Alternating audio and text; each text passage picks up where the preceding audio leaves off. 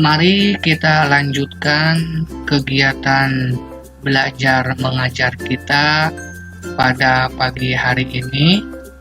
Adapun yang akan kita pelajari tentang pengukuran besaran pokok dengan menggunakan alat ukur. Ada 3 pengukuran berbeda yang akan sama-sama kita pelajari pada pertemuan kali ini. Pengukuran panjang bisa dilakukan dengan menggunakan mistar. Yang kedua bisa dengan menggunakan jangka sorong, dan yang ketiga bisa dengan menggunakan mikrometer skrup. Ketiga alat ini biasa digunakan dalam mengukur panjang suatu benda. Baik, kita masuk kepada pengukuran yang pertama, yaitu pengukuran dengan menggunakan mistar. Skala terkecil dari mistar adalah 1 mm, atau kalau dijadikan senti menjadi 0,1 cm. Cara mengukur atau cara membacanya cukup mudah. Ya, kita tinggal lihat nilai skala akhir yang terbaca dikurangi dengan nilai skala awal. Ya, perhatikan ilustrasi pengukuran sebuah benda dengan menggunakan mistar di bawah ini. Nah, langkah berikutnya kita adalah menentukan skala akhir. Nampak pada gambar yang terbaca, skala akhirnya adalah 8 cm. Dan skala awalnya adalah 0. Jadi,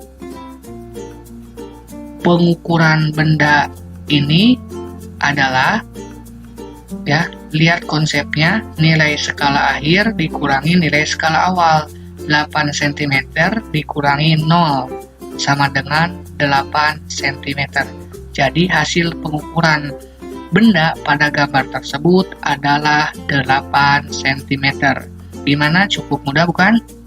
Nah, lalu berikutnya bagaimana caranya pengukuran apabila benda tidak tepat di angka 0 seperti yang akan didemokan berikut ini. Ada sebuah pensil akan kita ukur dengan menggunakan mistar, namun pengukurannya tidak tepat di angka 0. Pada dasarnya konsepnya sama dengan yang tadi, yaitu kita pertama menentukan skala akhir dan juga skala awal. Kita harus baca dulu berapa nilainya. Nah, pada gambar ini skala akhir yang terbaca adalah 16 cm. Sedangkan skala awalnya adalah 1,9 cm. Jadi, pengukuran pensil pada gambar berikut ini adalah nilai skala akhir yang terbaca dikurangi nilai skala awal, sehingga menjadi 16 cm dikurangi 1,9 cm, yaitu hasilnya 14,1 cm. Jadi panjang pensil pada gambar adalah 14,1 cm. Dimana mudah, bukan? Semoga kalian bisa paham dengan kedua ilustrasi pengukuran tadi, ya. Baik, kita lanjutkan. Yang kedua, pengukuran panjang dengan menggunakan jangka sorong. Jangka sorong memiliki ketelitian atau skala terkecil 0,1 mm. Kalau kita ubah jadi cm menjadi 0,01 cm. Cara bacanya bagaimana? Cukup mudah, ya.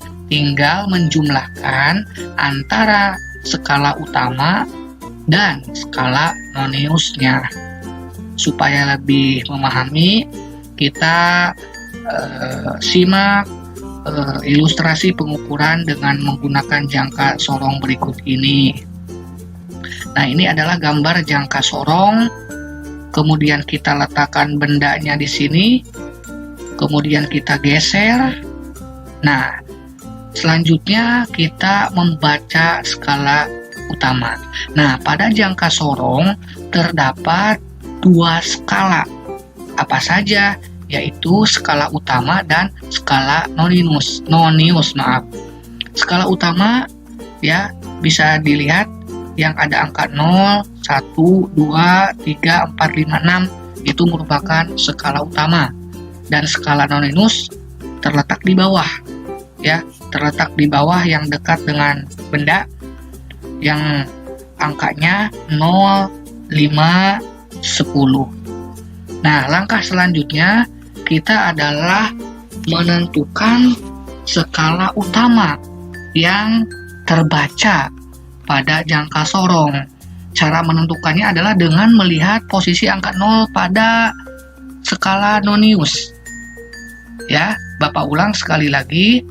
Untuk menentukan skala utama, lihat angka 0 pada skala nonius. Ya. Selanjutnya kita baca ya berapa panjang benda ya dari skala utamanya. Bisa dilihat berapa? 1,5, 1,9. Kenapa enggak 2? Karena nolnya tidak tepat di angka 2, sehingga dari sini kita bisa membaca skala utamanya adalah 1,9. Lalu langkah berikutnya apa? Langkah berikutnya tinggal menentukan skala nonius. Apa itu skala nonius? Yaitu skala yang berhimpit lurus dengan skala utama. Kita lihat nih, 0 tidak lurus. Kemudian garis 1, kedua, ketiga, keempat, kelima tidak lurus. Dan yang paling mendekati adalah garis ke 9 pada skala nonius, sehingga kita ambil skala noniusnya adalah 9 dikalikan dengan 0,01 cm, hasilnya adalah 0,09 cm. Nah, 9 ini dari mana sih bacanya? Nah, dari situ ya, dari angka 0 sampai dengan garis yang lurus dengan skala utama. Jadi hasil pengukuran pada gambar tersebut ya tinggal dijumlahkan saja skala utama ditambah skala nonius. 1,9 cm ditambah 0,09 cm, hasilnya adalah 1,99 cm. Gampang ya, semoga kalian bisa mengikuti dan bisa paham. Lanjut kepada pengukuran yang terakhir, yaitu dengan menggunakan mikrometer skrup. Ya, mikrometer skrup ini mempunyai skala terkecil 0,01 mm atau kalau dijadikan senti menjadi 0,001 cm. Lalu bagaimana cara membacanya? Ya, pada dasarnya konsepnya sama seperti jangka sorong. Ya, tinggal menjumlahkan skala utama dan skala nonius. Nah, skala utama itu adalah skala yang dekat dengan noniusnya. Sedangkan skala nonius adalah yang lurus dengan skala utama. Supaya bisa lebih memahami pengukuran dengan mikrometer skrup, ya perhatikan ilustrasi berikut ini. Nah, ini adalah gambar mikrometer skrup. Kita lihat pengukurannya, berapa angka yang ditujukan dari mikrometer tersebut. Nah, mikrometer skrup mempunyai sama ya, dua skala. Nah, sebelum kita mengukur, langkah pertama yang harus kita lakukan adalah kita harus menentukan dulu atau tahu di mana letak skala utama dan skala noniusnya. Nah, yang ada angka 5, 10 yang paling sebelah kiri disebut dengan skala utama. Dan yang kanan adalah skala nonius. yang ada angka 15, 20, 25, 30. Lalu langkah berikutnya adalah kita menentukan skala utama. Nah, pada kotak berwarna merah tersebut ada angka 10, kemudian ada garis 1. Artinya itu adalah mili ya. Jadi ada 5, 6, 7, 8, 9, 10, kemudian ada garis 1, itu artinya 1 mili ya. Jadi skala utama yang terbaca pada mikrometer skrup pada gambar adalah 11 mili.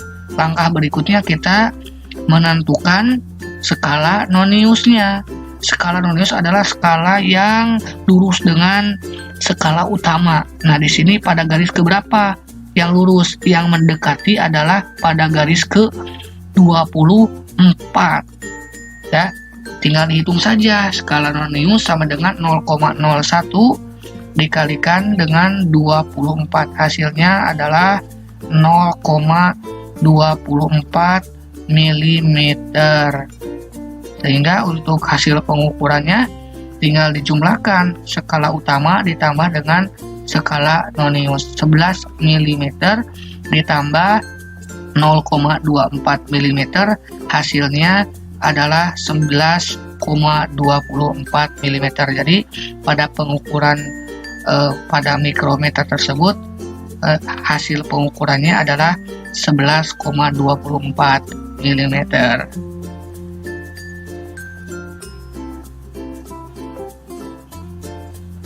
Nah, sampai di sini dulu pembahasan dari saya. Semoga paham dan bisa bermanfaat. Terima kasih atas perhatiannya. Ditutup dengan wabillahi taufiq wal hidayah. Assalamualaikum warahmatullahi wabarakatuh.